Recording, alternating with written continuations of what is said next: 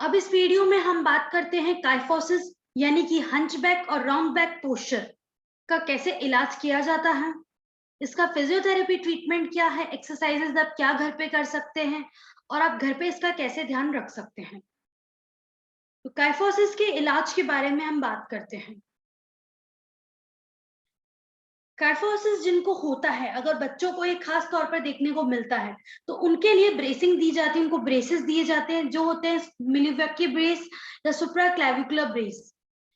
ये काइफोसिस को करेक्ट करने के लिए दिया जाता है ताकि आगे दिक्कत बढ़े नहीं, वो दिक्कत वहीं रुक जाए और आपका पोस्चर धीरे धीरे सही हो सके। तो इसके लिए ये ब्रेसिंग दिए जाते हैं। ये उन बच्चों में दिए जाते हैं जो एक्टिवली ग्रो कर रहे हैं, जिनकी हड्डियां जल्दी जल्दी फास्ट ग्रो कर रही है, तो उनके लिए ये ब्रेस दिए जाते हैं। जो आपके ऑर्थोपेडिक स्पेशलिस्ट है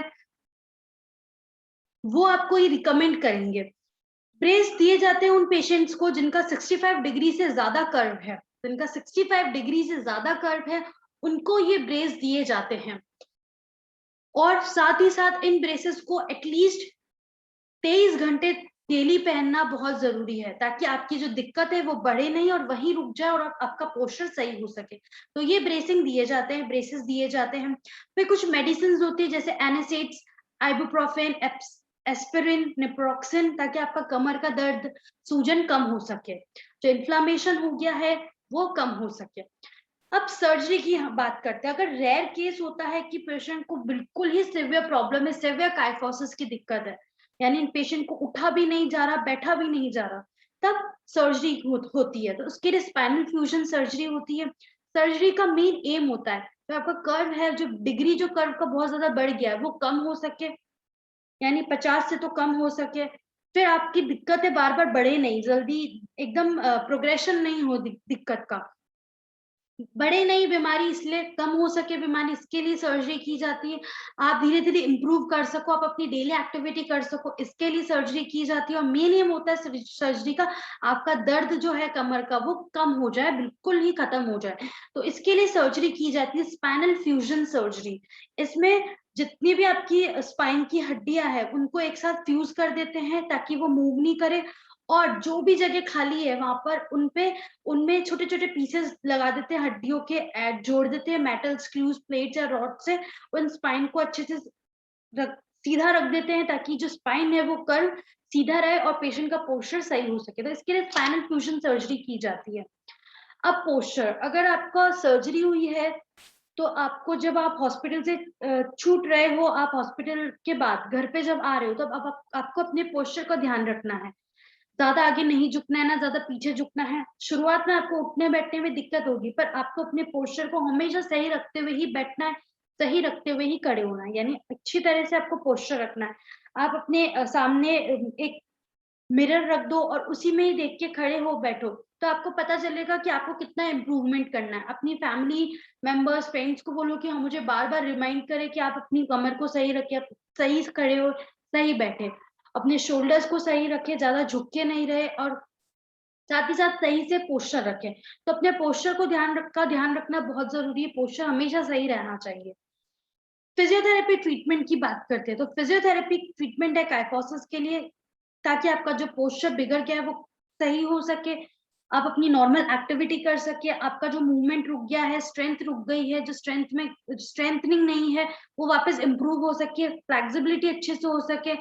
साथ ही साथ फिजियोथेरेपी में आपको एक्सरसाइज की जाती ताकि आपकी जो मांसपेशियों में कमजोरी हो गई है वो वापस स्ट्रेंथनिंग में आए, वापस मजबूत होए। इलेक्ट्रोथेरेपी डिवाइस, अल्ट्रासाउंड दी जाती है। ये इलेक्ट्रोथेरेपी डिवाइस इसलिए दी जाती है ताकि जो दर्द है वो कम हो सके, सूजन कम हो सके। फिर उसके बाद आपको आपका करेक्शन करते हैं पोस्चर का, उसके लिए आपको एडवाइस देते हैं, ट्रेनिंग देते हैं। साथ ही साथ आपका जॉइंट मोबिलाइजेशन टेक्निक होती है। फिर आपको दिन भर के उसमें आपको कैसा रूटीन बनाना है वो आपको बताते हैं कि आपको किस तरह से नीचे से जमीन से सामान उठाना है, किस तरह से आपको बैठना है, लेटना है, इन सब के बारे में फिजियोथेरेपी में बताते हैं। एक्सरसाइजेस के बारे में हम बात करते हैं, तो काइफोसिस में क्या एक्सरसाइजेस आप कर सकते हैं। पहली है पेल्विक टिल्ट। इसमें आप सीधा लेट जाएंगे, दोनों घुटने मोड़ लेंगे, फिर आपको अपनी कमर को नीचे दबाना है और थोड़ी सी अपनी हिप्स को थोड़ा सा उठाना है, पूरा नहीं उठाना, कमर तो नीचे, लोअर बैक तो नीचे दबेगा, आपका पूरा बैक का पोर्शन नीचे दबेगा और जरा सा हिप्स उठेगा। होल्ड करना है आपको 5 सेकंड तक, 10 सेकंड तक, कंफर्टेबल जितना आपको है, फिर रिलैक्स। ऐसे 10 बार करना है। सब एक्सरसाइज आपको 10-10 बार करनी है, दिन में 3 बार करनी है, ठीक है। और हर एक बार में आपको 5 सेकंड होल्ड करना है एक्सरसाइज को। दूसरी है नी टू चेस्ट। इसमें आपको एक घुटने को अंदर चेस्ट की तरफ लेके आना है, घुटने को चेस्ट की तरफ जहां तक लेके आ रहे हो कंफर्टेबल स्ट्रेच फील होगा, होल्ड करेंगे आप 10 सेकंड तक, फिर पीछे लेके जाके रिलैक्स। ऐसे 10 बार करेंगे दोनों पैर का, 10-10 बार। दोनों पैरों का एक साथ भी आप कर सकते हैं 10 बार। नी रोलिंग और हिप एंड पेल्विस रोटेशन। इसमें आपको घुटने को रोल करना है, यानी आप दोनों घुटने मोड़ लेंगे, फिर दोनों घुटने को आप लेफ्ट की तरफ लेके जाएंगे। अगर आप लेफ्ट की तरफ लेके जा रहे हो तो आप अपनी गर्दन राइट की तरफ घुमाएंगे। ऐसे 10 बार करेंगे। फिर आप अपोजिट साइड करेंगे, अगर आप दोनों घुटने राइट की तरफ लेके जा रहे हो तो गर्दन लेफ्ट में लेके आएंगे। ऐसे दोनों साइड 10-10 बार करना है आपको ऑल्टरनेट। फिर है चिन टक एक्सरसाइज। ये आप लेट के भी कर सकते हैं, आप बैठ के भी कर सकते हैं, जैसे आपको कंफर्टेबल हो। तो अगर आप बैठ के करते हैं तो आपको क्या करना है, 2 उंगली अपने चिन के नीचे रखनी है, और फिर आपको क्या करना है, अपने पोस्चर को सही रखना है और चिन इन करनी है, यानी अपनी थोड़ी को इन करना है। गर्दन नहीं मूव करनी है, इसमें से चिन इन करनी है। होल्ड करना है 10 सेकंड तक, फिर रिलैक्स। ऐसे 10 बार करना है। फिर शोल्डर ब्लेड स्क्वीज। इसमें आपको कंफर्टेबली बैठ जाना है, आपको बॉडी बिल्कुल स्ट्रेट रखनी है। फिर आपको दोनों कंधों को पीछे की तरफ लेके जाना, तो जो आपकी पीछे स्कैपुला बोन है वो दोनों आपस में टच होगी, तो शोल्डर जो ब्लेड्स है आपके वो स्क्वीज होंगे। उनको स्क्वीज करना है, होल्ड करना है, जितना कंफर्टेबल आप होल्ड कर सकते हैं, 5 सेकंड, 10 सेकंड, फिर रिलैक्स। ऐसे 10 बार करना है। Scapular stabilisation exercise. इसमें आप उल्टा लेट जाएंगे, पेट के बल पे, सर के नीचे आप तकिया या सॉफ्ट टॉवल का रोल लगा के रख सकते हैं फॉर द कंफर्टेबल के लिए। फिर आपको दोनों हाथों को सामने सीधा ले जाना है, साइड में ऐसे रखना है, और आपको उठना है आगे की तरफ से। तो आपको डब्ल्यू बना के, वी बना के, वाई बना के, जेड बना के, इन सबसे ऐसे आपको उठना है, होल्ड करना है 5 सेकंड तक, फिर रिलैक्स। ऐसे 10-10 बार करना है सब पोस्चर में। फिर सीटेड शोल्डर श्रग। इसमें आप कंफर्टेबली बैठ जाएंगे और दोनों कंधों को ऊपर लेके आना है कान की तरफ, होल्ड करना है कंफर्टेबल, फिर रिलैक्स। ऐसे 10 बार करना है। कॉर्नर स्ट्रेच और स्टैंडिंग शोल्डर क्रंचेस। इसमें आप कोई भी आपके घर में कॉर्नर होगा उस तरफ आपको खड़े हो जाना है, सामने कॉर्नर को देखते हुए। एक हाथ, लेफ्ट हाथ अपनी लेफ्ट दीवार पे रखना है, राइट हाथ राइट दीवार पे रखना है। फिर आपको अपनी बॉडी को बिल्कुल स्ट्रेट करना है, रखना है, और आपको आगे की तरफ जाना है, दीवार की तरफ, यानी कॉर्नर की तरफ जाना है। होल्ड करना है कंफर्टेबल, फिर पीछे आना है, रिलैक्स। ऐसे 10 बार करना है। Cat and camel exercise. इसमें आप 4 नीलिंग पोजीशन में आ जाएंगे। फिर आपको पेट को दबाना है और गर्दन को नीचे जाना, लेके जाना, और अपनी ऊपर अपर बैक उठानी है। फिर होल्ड करना 5 सेकंड, फिर अपने पेट को ढीला छोड़ना, गर्दन ऊपर लेके जानी है और कमर को नीचे लेके आनी है। ऐसे 10-10 बार करना है दोनों में। ग्लूटेल स्ट्रेच, ये स्ट्रेचिंग है। इसमें आपको क्या करना है, दोनों घुटने मोड़ लेना है, फिर एक घुटने के ऊपर दूसरा आपका जो पैर है वो रखना है। जैसे आप डायग्राम में देख सकते हैं, आपका एंकल जो है वो दूसरे के थाइस पे रहेगा, दूसरे पैर के। फिर जो पैर जमीन पे था उसके जांघों को आप अच्छे से पकड़ लेंगे और अंदर छाती की तरफ, चेस्ट की तरफ लेके आएंगे। कंफर्टेबल स्ट्रेच तक होल्ड करेंगे 5 सेकंड तक, फिर रिलैक्स। ऐसे 10 बार करेंगे। Superman exercise. इसमें क्या करेंगे, आप पूरा उल्टा पेट के बल लेट जाएंगे। फिर आपको क्या करना है, आगे की तरफ उठना। अगर आप लेफ्ट हाथ उठा रहे हो और उठ रहे हो तो आपका राइट पैर उठेगा, यानी ऑल्टरनेट हाथ और पैर उठेंगे। होल्ड करना है और ऐसे 10 बार करना है। फिर एक क्वाड्रप्ट आर्म और लेग रेज। इसमें आप ऐसे 4 नीलिंग पोजीशन में आ जाएंगे। फिर आपको लेफ्ट वाला हाथ उठाना और राइट वाला पैर उठाना है। ऐसे 5 सेकंड तक इस पोस्चर में होल्ड रखना है, फिर रिलैक्स।